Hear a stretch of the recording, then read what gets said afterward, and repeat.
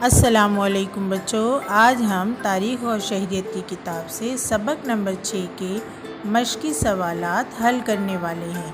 تو چلیے شروع کرتے ہیں۔ سوال نمبر 1، صحیح متبادل کا انتخاب کر کے بیانات کو دوبارہ لکھیے۔ سوال نمبر 2، نام لکھیے۔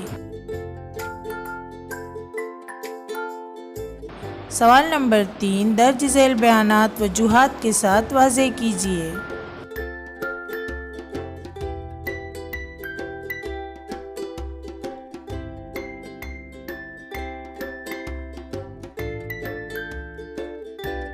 سوال نمبر 4، نوٹ لکھیے۔